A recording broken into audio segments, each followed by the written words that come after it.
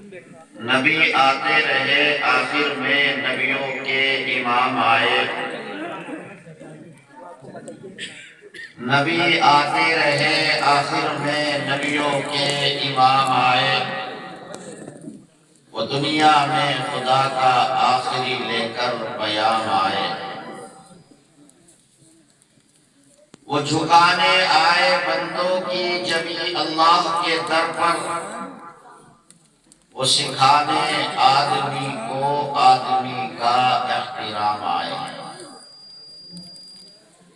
وہ آئے جب تو بڑھ گئی عظمت دنیا میں انسانوں کی، وہ آئے جب تو دنیا میں انسانوں کو فرشتوں کے سلام آئے، وہ ہے بے شک بشر لیکن تشہد میں اذانوں میں، وہ ہے بے شک بشر لیکن تشہد میں اذانوں میں، جہاں دیکھو خدا کے نام کے بعد ان کا نام آئے، بروز حشر جب نفس نفسی کا سما ہوگا، بروز حشر جب نفس نفسی کا سما ہوگا، وہ وہاں کام آئیں گے جہاں کوئی نہ کام آئے۔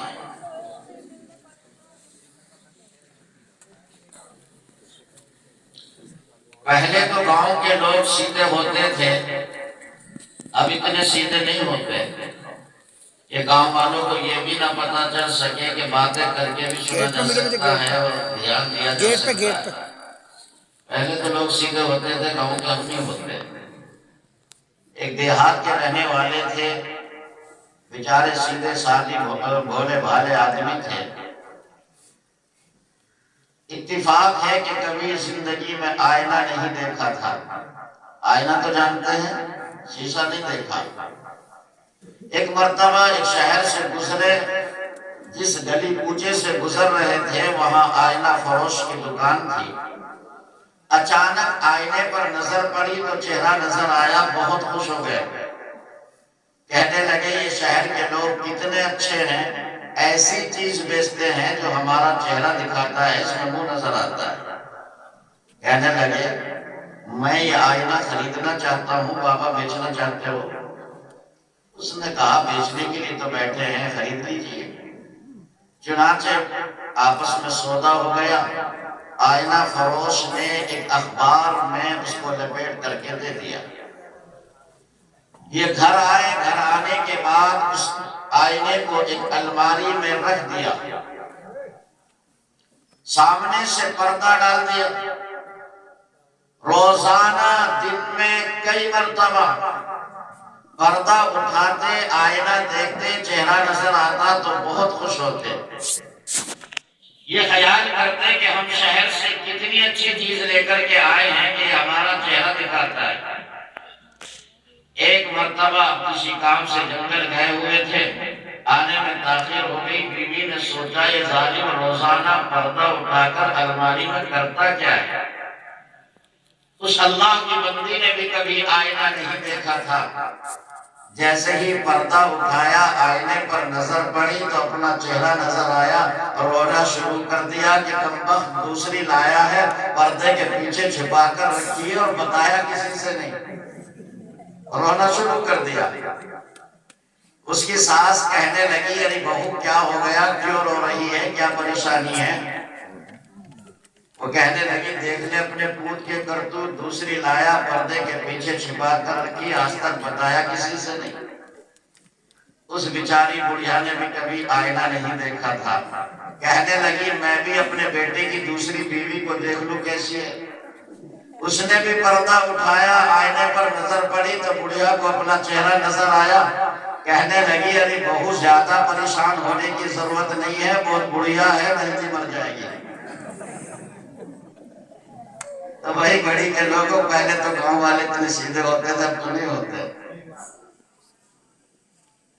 ایک مرتبہ ابو جہل سے کسی نے پوچھا یہ بتائیے کیا کبھی تمہیں یہ خیال آیا کہ یہ محمد سچا نبی ہو سکتا ہے؟ کیا کبھی محمد کی نبوت پر یقین تمہارے دل میں آیا؟ کہنے لگا کہ چڑھتے سورج کی طرح یقین ہے کہ واقعی یہ خدا کا نبی ہے۔ معلوم کیا کیسے؟ مکے میں ایک بازار لگتا تھا عکاظ نامی۔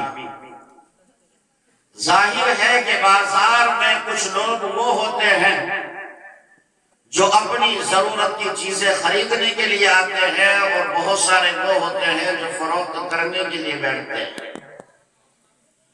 مسلمانوں جب کسی پر حالات آتے ہیں، گھر میں فاقہ ہوتا ہے، بچوں کے کھانے کے لالے پڑ جاتے ہیں، آپ جانتے ہوں گے کہ ایسے وقت میں انسان اپنے گھر کا قیمتی اثاثہ اور بیش قیمت چیزیں بھی بیچ ڈالتا ہے۔ وہ یہ خیال کرتا ہے کہ اگر میں نے یہ نہ بیچا نہ فروخت کیا، میرے بچوں کی زندگی کا سوال ہے، میرے بچے فاقے سے مر جائیں گے۔ جب کھانے کے لالے پڑ جاتے ہیں، کتنے لوگ ہیں کہ اپنے گھر کا قیمتی اثاثہ، اپنے گھر کا زیور تک فروخت کر ڈالتے ہیں۔ ایک بدو جس کے پاس کھانے کے لیے کچھ نہیں ہے، گھر میں فاقے کی نوبت ہے، بچے بھوک کی وجہ سے تڑپنے لگے، اس کے گھر میں ایک بیش قیمت اونٹ تھا، بس وہی سب کچھ تھا، لیکن خیال آیا اگر اس اونٹ کو فروخت نہ کیا گیا، اس کو نہ بیچا، میرے بچوں کے کھانے کا انتظام نہ ہو سکے گا، راتوں کو بچوں کا تڑپنا بلبلانا اور ان کا رونا کیسے برداشت کروں گا؟ وہ اس اونٹ کو جو اس کے لیے نہایت مفید اور کارآمد تھا، اس کی ضرورت کا تھا، مجبوری میں لا کر کے بازار میں کھڑا کر دیا۔ اچانک ابو جہل بازار میں پہنچتا ہے اور اس اونٹ کا سودا کرتا ہے اور اس کی نکیل پکڑ کر کے چل دیتا ہے۔ یہ غریب دیہاتی یہ سمجھ رہا ہے یہ اس وادی کا معزز انسان ہے، یہ اس وادی کا بڑا انسان ہے، ہو سکتا ہے کہ اپنے گھر لے جا کر پہلے کچھ ناشتہ کرائے گا، کھانے پینے کی چیزیں پیش کرے گا، اور اس کے بعد عزت سے مجھے میری رقم واپس کرے گا۔ اس کے پیچھے پیچھے چل دیتا ہے۔ ابو جہل کے گھر اور مکان پر پہنچا۔ ابو جہل نے زور سے ایک گھوسا مارا اور کہا کہ جاؤ یہاں سے، تمہیں معلوم نہیں میں اس وادی کا بڑا انسان ہوں، میں یہاں کا معزز آدمی ہوں، مجھے یہ اختیار ہے کہ میں کسی کی چیز بغیر قیمت کے لے سکتا ہوں، آپ کو آپ کے اونٹ کی قیمت نہیں دی جائے گی۔ میرے دوستو، اس غریب کے دل پر کیسی بجلی سی گری ہوگی، اس غریب کے دل پر کیا گزری ہوگی جو بچوں کا پیٹ پالنے کے لیے صرف ایک ہی اونٹ تھا، ہائے وہ بھی آج بغیر قیمت کے لے لیا گیا ہے۔ مسلمانوں، اس کے درد کو لفظوں میں بیان نہیں کیا جا سکتا۔ اس غریب نے سوچا، ہائے میری مجبوری، میں کس دوراہے پر آ کر کے کھڑا ہو گیا۔ جب انسان پریشان ہوتا ہے تو ایک دوسرے کے پاس جاتا ہے، سفارش کراتا ہے۔ چنانچہ اس نے دیکھا کہ جو لوگ چوراہوں پر، چوپالوں پر، ہوٹلوں پر، بیٹھکوں پر بیٹھے ہیں، وہ ان کے پاس گیا اور جا کر کے کہنے لگا، میرے گھر میں فاقہ ہے، میرے بچوں کے کھانے کے لیے کچھ نہیں تھا، میں نے یہ قیمتی اونٹ بازار میں لا کر کے کھڑا کیا، ہائے میری قسمت اور مجبوری، ابو جہل نے میرا اونٹ بغیر قیمت کے لیا ہے، میں آپ سے درخواست کرتا ہوں ابو جہل سے میرے اونٹ کی قیمت دلا دیجیے۔ کفار مکہ نے یہ خیال کیا کہ آج مسلمانوں کا ٹھٹا کرنے کا، تمسخر کرنے کا، مذاق اڑانے کا بہترین موقع ہے۔ آج ہمارے دونوں ہاتھوں میں لڈو ہیں، آج مسلمانوں کا مذاق کیا جائے گا۔ ہم اس سے یہ کہتے ہیں کہ تم محمد کے پاس جاؤ، تمہارے اونٹ کی قیمت محمد ہی دلا سکتے ہیں۔ خیال یہ تھا کہ اس خدا کے نبی نے اگر انکار کیا، ہم مسلمانوں کا تمسخر کریں گے، ہم مسلمانوں کا مذاق اڑائیں گے، ہم مسلمانوں کی تالیاں پیٹیں گے۔ ارے تمہارا وہ پیغمبر، تمہارا وہ نبی جو لوگوں کی ہمدردی کی باتیں کرتا ہے، جو ایک دوسرے کے ساتھ اخوت و محبت کا درس دیتا ہے، جو ایک دوسرے کے پیار کی بات کرتا ہے، آج اس دیہاتی کی مدد کے لیے نہ آ سکا، ہم مسلمانوں کا مذاق بنائیں گے۔ تمہارا تو وہ پیغمبر ہے جو ایک دوسرے کی ہمدردی کی باتیں کرتا ہے، اس غریب اور پریشان حال کی مدد کو نہ آ سکا۔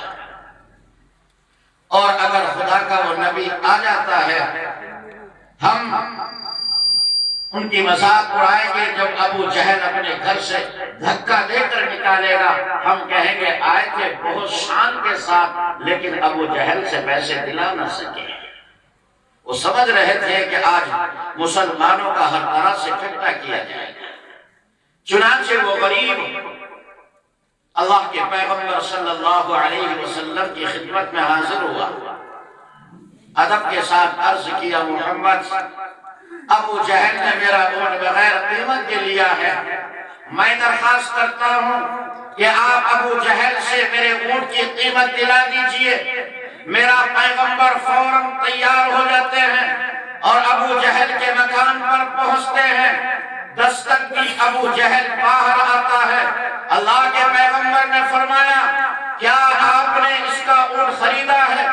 اس کے اونٹ کی قیمت واپس نہیں کی، جاؤ اس کے اونٹ کی قیمت دو۔ ابو جہل اپنے گھر کے اندر گیا اور پوری قیمت لا کر کے اس بدو اور دیہاتی کے ہاتھ پر رکھ دیتا ہے۔ کفار مکہ کہنے لگے، ابو جہل ہم سے یہ کہتے ہو کہ محمد سے دشمنی کرو، ارے ہمیں محمد کی نفرت پر ابھارتے ہو، ہم سے محمد سے عداوت کرنے کے لیے کہتے ہو اور خود محمد سے محبت کرتے ہو۔ ابو جہل کہنے لگا، یہ بات نہیں ہے، میں کل بھی محمد سے دشمنی کرتا تھا، آج بھی محمد سے عداوت اور دشمنی کرتا ہوں، لیکن دراصل بات یہ ہے، جب یہ خدا کا آخری پیغمبر میرے دروازے پر کھڑا ہوا، مجھ سے یہ کہہ رہا تھا، ابو جہل تم اس کے اونٹ کی قیمت واپس کرو۔ اس وقت دو فرشتے ننگی تلوار لے کر کے میرے دونوں جانب کھڑے ہوئے تھے اور یہ کہہ رہے تھے، ابو جہل کم وقت، اگر تو نے خدا کے آخری پیغمبر کی بات کو ٹھکرا دیا، ہم دونوں بیک وقت تیرے جسم میں تلوار داخل کر دیں گے۔ میری ہمت اور جرات نہ ہو سکی اور میں نے پیسے لا کر کے واپس کر دیے۔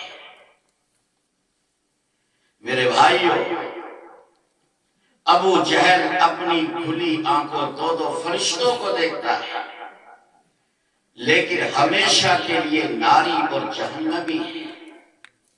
کبھی اس کے دل میں احساس نہیں ہوا اپنے آپ کو بدلنے کی، کبھی طلب پیدا نہیں ہوئی۔ دو فرشتوں کو دیکھ کر بھی کفر پر مرتا ہے، ہمیشہ کے لیے ناری اور جہنمی ہے۔ دوسری جانب حضرت عمر نے اپنے آپ کو پاک کیا اور پھر اللہ کا محترم کلام پڑھا۔ وہ عمر جو یہ سوچ رہا تھا آج اسلام کا چراغ ہمیشہ کے لیے گل کر دیا جائے گا، اسلام کے بانی کو مٹا دیا جائے گا، عمر تمہیں یہ خیال نہیں ہے کہیں تم خود اس کے قدموں پر مٹنے تو نہیں جا رہے ہیں۔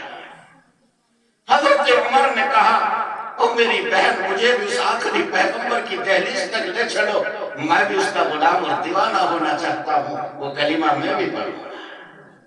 مسلمانوں، ایک طرف ابو جہل کھلی آنکھوں دو فرشتوں کو دیکھتا ہے اور ہمیشہ کے لیے ناری اور جہنمی ہے، دوسری طرف حضرت عمر پیغمبر کے قتل کے ارادے سے چلتے ہیں، لیکن جب چاہت اور طلب پیدا ہوئی، میں اس رات کی تاریکی میں کہتا ہوں، میرا ایمان ہے اور ہر مخلص مومن بندے کا یہ ایمان ہے، اس روئے زمین پر انبیاء کے بعد، صدیق اکبر کے بعد روئے زمین پر سب سے افضل انسان حضرت عمر ہے۔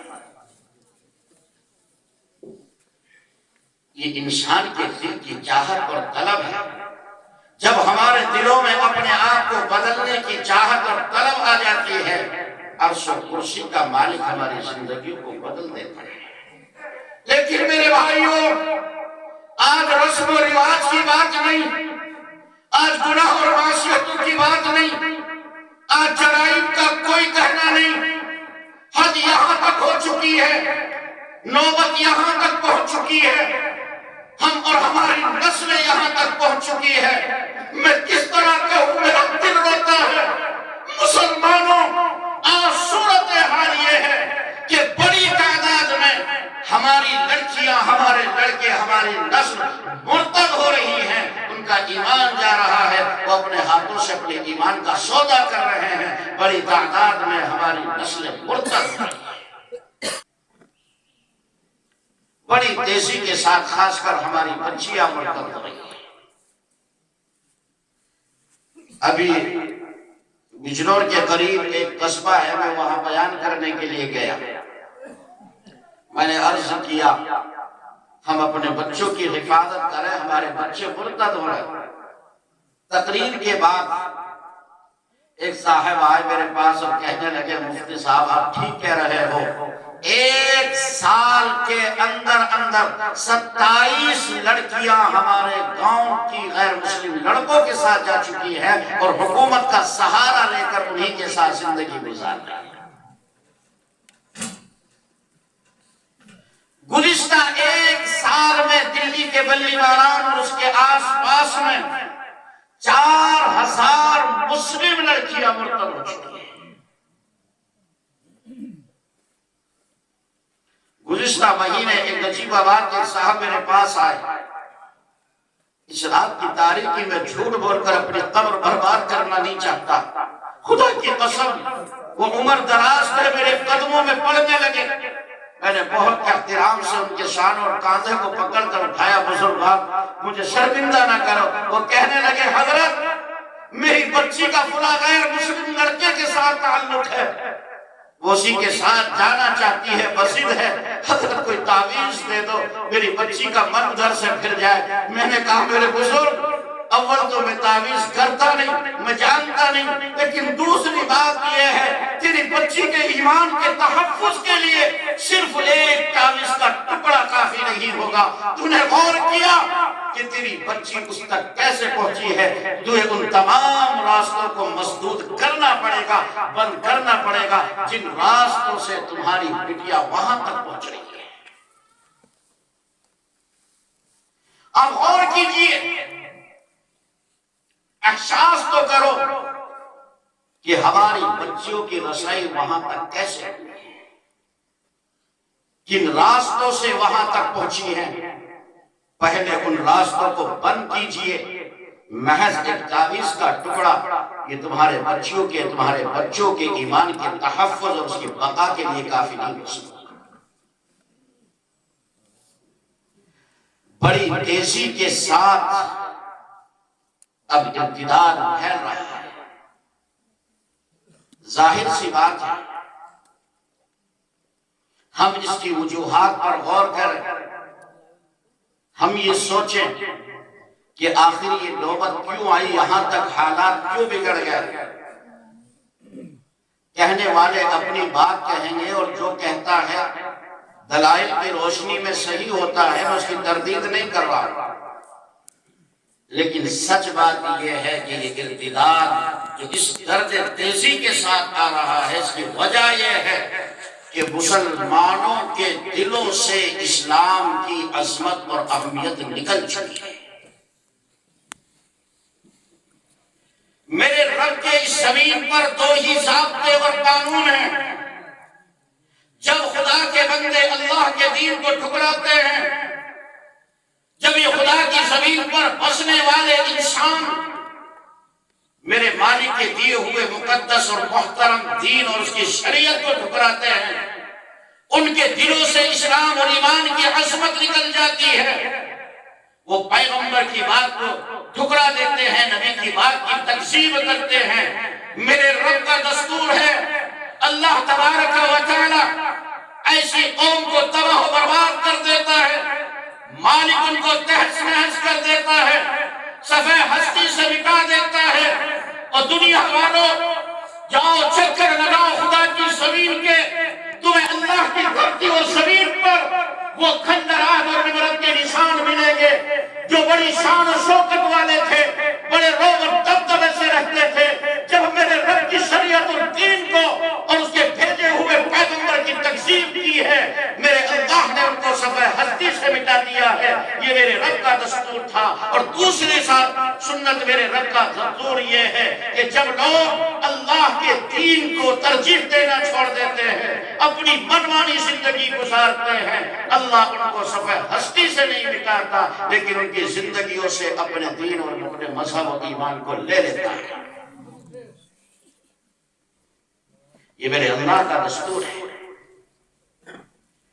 مجھے ڈر لگتا ہے مسلمانوں جو اتنی تیزی کے ساتھ ارتداد پھیل رہا ہے، میں بہت ڈر کے کہتا ہوں کہیں میرے اللہ نے اپنا دوسرا ضابطہ تو نافذ نہیں کر دیا کہ رب ہم جیسے ناقدروں سے اس ایمان اور اسلام جیسی بے بدل نعمت کو چھین رہا ہے۔ اب وہ صفحہ ہستی سے نہیں مٹائے گا۔ آپ کو اگر اس کے دین کی قدر نہیں ہے، اللہ اس دین کو لے لے گا۔ وہ اپنے دین کی حفاظت کے لیے میرا اور آپ کا محتاج نہیں، وہ اپنے اس محترم دین کی حفاظت کے لیے اس کو میری اور آپ کی ضرورت نہیں۔ جو بت خانوں میں صنم خانوں میں بیٹھے ہوئے ہیں، رب ان کی پیشانی کو گھسیٹ کر لائے گا اور ان سے اپنے دین کی حفاظت کرا لے گا۔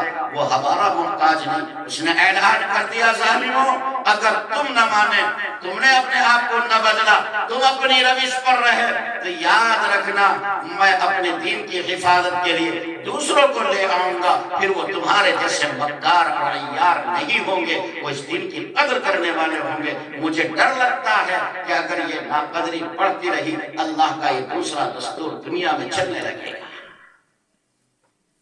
اور یہ ہو رہا ہے بڑی تیزی کے ساتھ۔ آج ہمارے بچوں کے دلوں سے ایمان نکلتا جا رہا ہے۔ ہزاروں کی تعداد میں اب لڑکیاں مرتد ہو رہی ہیں۔ میں کہنا نہیں چاہتا تھا، کہہ دوں خدا کی قسم دل روتا ہے۔ آپ جا کر کے دیکھو، بڑے شہروں کی بات نہیں کرتا، چھوٹی جگہ پر نجیب آباد، چاندپور، بجنور، ان جیسی جگہوں پر بھی آپ کسی ہوٹل کے پاس جا کر کے بیٹھ جائیے، صبح سے شام تک بیٹھیے، آپ کی نگاہیں جو منظر دیکھیں گی، رب کی قسم پوری رات نیند نہیں آ سکتی۔ اب برقعے والی لڑکیاں صبح سے شام تک سینکڑوں کی تعداد میں ہوٹلوں پر جا رہی ہیں۔ کون بھیج رہا، کون بلا رہا، اللہ جانے، لیکن یہ منظر ہے جو آج بڑی تیزی کے ساتھ چل رہے ہیں۔ میرے بھائیو، کچھ تو فکر کرو اس نسل کی۔ جب ہم یہ خبریں پڑھتے ہیں اخبارات میں یا دوسرے جو بھی ذرائع ابلاغ ہو سکتے ہیں، ان کے ذریعے سے ہمیں یہ معلوم ہوتا ہے جو اسلام دشمن طاقتیں تھی، جو اسلام مخالف طاقتیں تھی، جو اسلام کو مٹانا چاہتے تھے، وہ اسلام کی حقانیت اور صداقت کو دیکھ کر، وہ اسلام کی سچائی کو دیکھ کر اسلام کے حلقے میں آ رہے ہیں، مشرف اسلام ہو رہے ہیں، وہ نبی کے دیوانے اور غلام ہو رہے ہیں۔ جب ہم یہ خبریں سنتے اور پڑھتے ہیں میرے بھائیوں، خوشی کی وجہ سے ایمان والا جھومنے لگتا ہے، خوشی سے اس کے دل کی زنجیر کا ہر تار میں بجنے لگتا ہے، ہم خوشی سے بجن جاتے ہیں۔ ہاں مسلمانوں، جوانوں، خوشی ہونی چاہیے، لیکن میں یہ کہتا ہوں یہ تصویر کا ایک رخ ہے، آپ تصویر کا دوسرا رخ دیکھیں گے سینے چھلنی ہو جائیں گے کہ جو پہلے سے مسلمان تھے وہ بڑی تیزی کے ساتھ مرتد ہو رہے ہیں۔ ارتداد کی شکل تو میں نے یہی عرض کی کہ ہماری بچیاں اسکولوں میں گئی، بازاروں میں گئی، کھیت کھلیان میں پہنچی. ہم نے اپنی بچیوں کو، مجھے نہیں کہنا چاہیے تھا، یہ بازاری لفظ ہے لیکن حقیقت ہے، ہم نے اپنی بچیوں کو آوارہ کیا. اب ان کے دلوں سے ایمان نکل رہا ہے. دوسری شکل یہ ہے کہ ہم نے اپنے بچوں کو دینی تعلیم سے دور رکھا. ان کے ہاتھوں میں موبائل ہیں، وہ راتوں کو بستر پر آ کر کیا کیا اپنے موبائل سے دیکھتے ہیں. خدا کی قسم صبح کو اس کا باپ مسلمانوں والا اس کا نام لے کر پکارتا ہے، اس کو عبد الرحمن عبد الصمد کہہ کر کے پکارتا ہے، لیکن بندے خدا تجھے یہ خبر نہیں تو جس کا مسلم نام لے کر کے پکار رہا ہے، رات کی تاریکی میں تیرے شناخت جگر نے اپنے ایمان کا سودا کر دیا ہے. اس کے لیے پاس ایمان ہے کا. یہ حالات ہیں. آج ہم اپنی 24 گھنٹے کی زندگی پر نظر ڈالیں. ہم اپنی شادی بیاہ دیکھیں، دوسرے حالات دیکھیں، ہم اپنی کوئی تقریب خوشی اور غمی دیکھیں. جو ہماری ضرورتیں ہیں، جو ہماری اپنی منچاہی چیزیں ہیں، ہم ہمیشہ اس پر چلتے ہیں. ہم اسلام کو ترجیح نہیں دیتے، اپنی ضرورتوں کو، اپنی خواہشات کو ترجیح دیتے ہیں. شادی بیاہ کا موقع آتا ہے، کہا جاتا بھائی ڈی جے باجے کا پروگرام نہ کرو، بینڈ باجے کا پروگرام نہ کرو، اس طرح کی خرافات نہ کرو. مولانا وہ جو آیا نا دلی سے ہمارے لڑکے کا دوست کو نہیں مان پایا، وہ بمبئی والوں کی چاہت ہے. یہ فلاں نے کہا تھا، یہ فلاں رشتہ دار ہے، لڑکے کا بہن کہتا ہے. میرے دوست اور کر، ایک طرف تیرے نبی کا فرمان ہے، شریعت ہے، دوسری طرف بمبئی والے دوست کی فرمائش ہے. ذرا غور کیجئے، تم نے اسلام کو ترجیح دی ہے یا دوست کی بات کو ترجیح دی ہے؟ آج مسلمان اپنی خواہشات کو ترجیح دے رہا ہے، نبی کے اس دین کو پیچھے کر دیا. میرے اللہ نے اس ایمان کو تم سے لینا شروع کر دیا. غور تو کرو، ذرا ٹٹولو اپنی زندگیوں کو، روز مرہ کی زندگی دیکھو، اپنی اولاد کی، اپنی. ہم رات دن کی زندگی پر نظر ڈالیں. بڑی تعداد ہے مسلمانوں کی جو کھلا اپنی خواہشات کو، اپنی منچاہی زندگی کو، اپنی تمناؤں اور آرزوں کو ترجیح دے رہے ہیں، اللہ کے اس محترم دین کو ٹھکرا رہے ہیں. کبھی تو یہ سوچ لیا ہوتا، یہ میرے مالک کا فرمان ہے، یہ میرے اللہ کا حکم ہے، یہ میرے نبی کا فرمان ہے. ایک طرف یہ گناہ اور معصیت اور میرے دل کی چاہت اور تمنا ہے، میں اس کو ایک طرف چھوڑ دوں، میں اللہ کے فرمان کو ترجیح دوں. کبھی احساس نہیں ہوتا. کبھی زندگی کی ایک مثال کو دیکھو، جب اس درجے تم اللہ کے دین کو ٹھکراؤ گے، رب اس دین کو لے گا نہیں تو کیا تم نکموں کو دے گا؟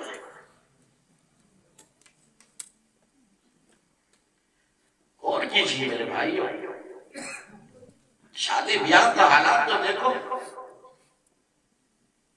ہم وہ سب کچھ کرتے ہیں اپنی شادی بیاہ میں کہ ہمارا دوست بھی راضی ہو جائے، خالہ بھی راضی ہو جائے، پھوپھی بھی راضی ہو جائے، نانا ناراض ہے ان کو بھی منا لیا جائے، بھاج مل جائے گا، فلاں ناراض ہے ان کو بھی کہہ دیا جائے. حتیٰ کہ ہمارے گھر کا جو ملازم اور نوکر ہے، معمولی حیثیت کا چپراسی ہے، ہم اس کو بھی خوش کرنے کی کوشش کرتے ہیں. اگر ناراض کرتے ہیں تو اپنے اللہ اور اس کے پیغمبر کو کرتے ہیں.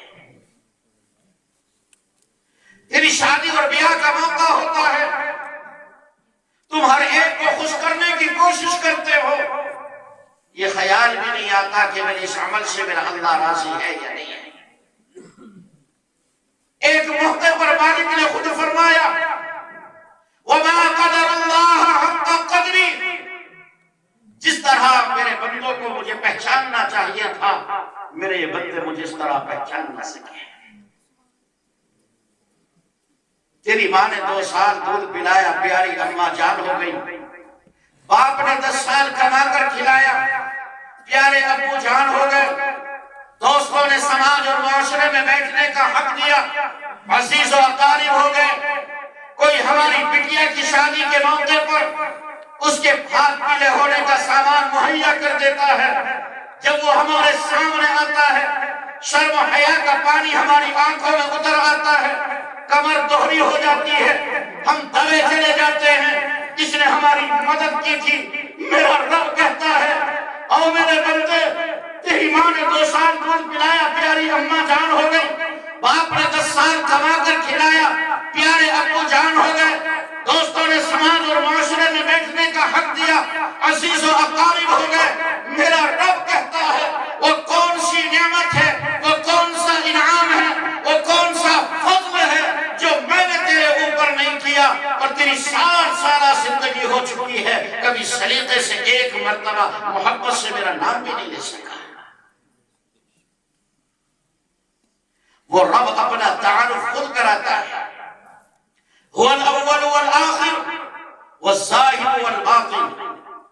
وہ اللہ سب سے پہلے ہے، اس سے پہلے کوئی نہیں. وہ سب سے آخر میں ہے، اس کو فنا کبھی نہیں. وہ ہر ظاہر چیز کو جانتا ہے، ہر ایک پر غالب. وہ ہر ڈھپی چھپی چیز کو جانتا ہے. کب اور کس وقت پتا درخت سے جگہ چھوڑتا ہے، کتنے وقت فضا میں رہتا ہے، اور زمین کے کس حصے پر کب گرتا ہے، اس رب علیم کے علم میں سب کچھ ہوتا ہے. اور یہ بندہ ہے کہ اسی اللہ کو بھول چکا ہے، کبھی احساس بھی نہیں ہوتا. شادی بیاہ کا موقع آتا ہے، لوگ کہنے لگتے کیا ہو گیا ان مولویوں کو ہماری شادیوں میں ٹانگ اڑاتے ہیں.